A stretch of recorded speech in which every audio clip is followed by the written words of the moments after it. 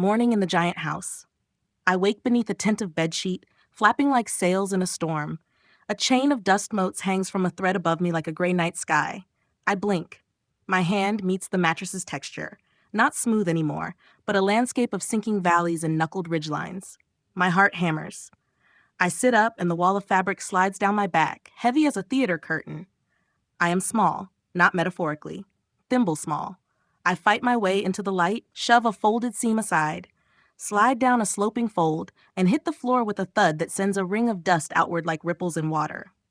The carpet before the bed doesn't look like a carpet anymore. It's a forest. Fibers rise like furs, green-brown trunks with split crowns. A breeze from the fan moves through. The whole forest sways, hisses, opens and closes like 1,000 throats ready to swallow me. I breathe deep. The air tastes of morning, dust, detergent, a faint heat from the kitchen. Coffee. I start to walk. No, I start to climb. One step is a vault over root tangle, a grab on the next fiber, hip against bark, knee over resin rough hair. I find a rhythm. Pull, swing, land. Below me a dust bunny frees itself. A rolling gray moon with hair tendrils trying to catch on everything. It tumbles down a slope and implodes against the baseboard. I keep away from the edge. To my right, the fridge hums in the living room, a deep lake, a whale singing from cold dark. The baseboard is my path, a black steel wire guiding me toward the kitchen. I run along it. Shadows from cabinet doors rake over me like cliffs. Every vibration in the floor is obvious now. The building speaks with its bones. A distant snap. A click. Water starting to sing in the kettle. The coffee maker coughs. The first heavy drop falls somewhere ahead and explodes in a porcelain bowl. The sound is rain in a cathedral. I reach the kitchen doorway. The lintel that once sat at my waist is now a triumphal arch. I step into a world of white walls, glossy tiles like polished imperial plates, and a table leg thick as a sequoia. On the counter, a mug rises toward the ceiling. My mug, my everyday helper. Now a white circlet of cliffs with a dark brown, dancing surface. Steam hangs like clouds over a mountain lake. There are slivers of light in it, tiny rainbows when sun hits the glaze. A drop slides over the rim and falls. I watch it come like a meteor, a clear sphere with a brown core, and step back. It smacks the tile beside me and spreads into a warm pond that hisses where it meets cool ceramic ground. The smell steals my reason. I could swim in it. I step away before the pond catches my shoes.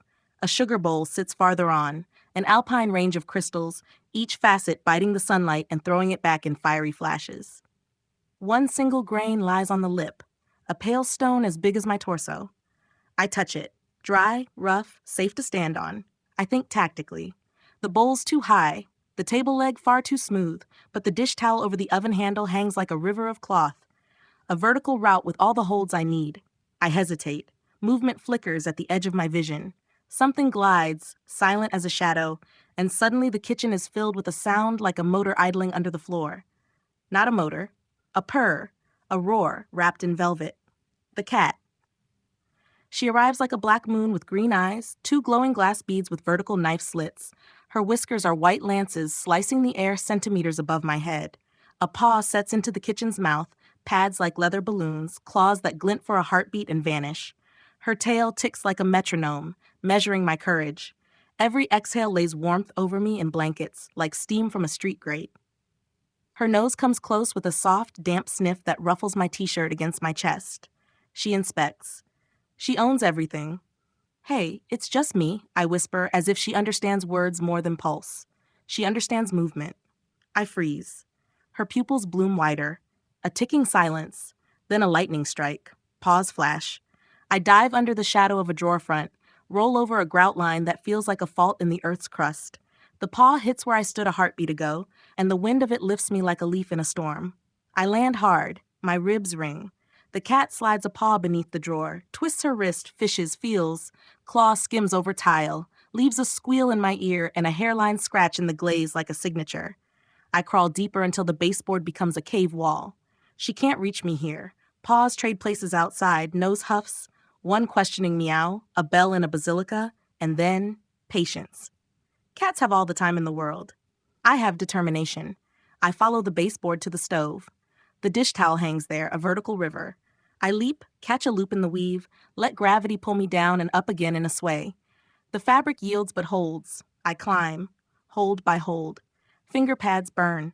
Below, the cat occupies the kitchen center, head tipped, a god watching her myth play out. She hops onto a chair. Wood screams. She stretches toward the counter. My elbows scream louder. I haul myself faster up the towel's body, over the edge, get a foot on the oven lip, knee on the handle, one last heave, and I'm on top of the stove, flapping at the sight of vast emptiness around me. The countertop isn't a counter now. It's a plane. The mug rises like a tower, the saucer's white ring an Arctic ice edge. A spoon lies abandoned. A steel bridge a gleaming corridor. If I tip it, it could reach the mug's rim. If I reach the rim, I can what? Bathe? Drown in coffee? No. Signal. There's sugar. There's cocoa dusting a plate with a brown haze. I look at the spoon. It becomes my sword. The cat jumps. Claws clack against the counter lip. A blanket of shadow falls over me. I roll under the spoon's handle and push with my whole body.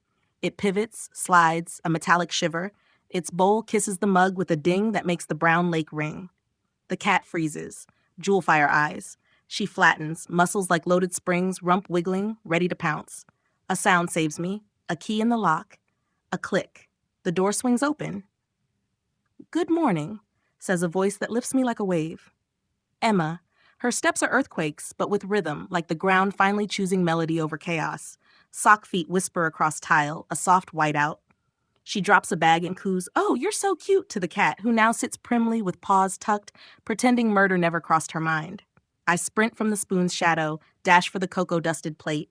I drop to my knees, grab a sugar crystal, drag it through the powder.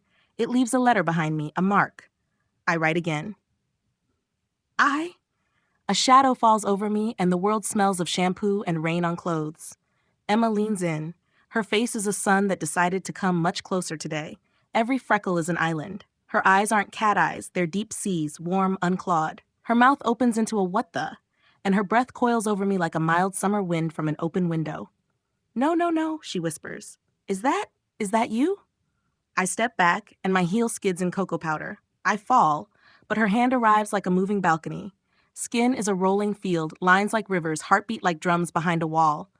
I land in the center of her palm, soft, warm, a faint sheen in the grooves. The cat leaps at the same time, but Emma lifts her hand, and the paws find only wood. An offended meow rises, farther away now. Emma straightens properly, as if she could protect me from the whole world by sheer will.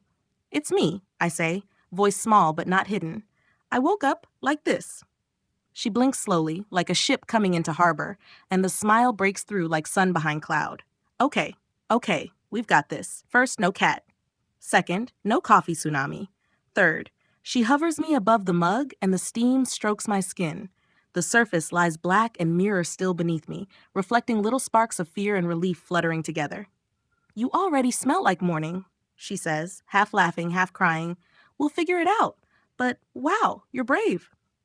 Her thumb, a white cliff with a pink summit, gently wipes a smear of cocoa from my cheek.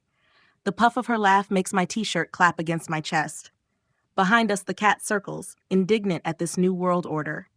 On the counter, a sugar crystal slides down the plate's slope and taps my foot like a little handshake from chaos. I sit in her hand and let my shoulders drop. Heat from her skin, the rhythm of her pulse, the living ground beneath me. This is the first thing that feels safe in this gigantic morning. Outside, the city sings its ordinary life. Inside, everything has become enormous, but also clear. Everything has weight, every sound a face, every decision a consequence that booms through floorboards and spoons. "Let's start by getting you away from the edge," she says, lifting me from the coffee's dark mirror. "Then we'll sort out the rest," I nod. And for the first time since the carpet forest, I let myself breathe with full, small lungs. The world is colossal. But my place in it suddenly has borders. A spot in a hand, over a lake, under a porcelain sky, with a cat huffing insulted in the shadows. Bigger isn't better. It's just more of everything. And I'm here to live it,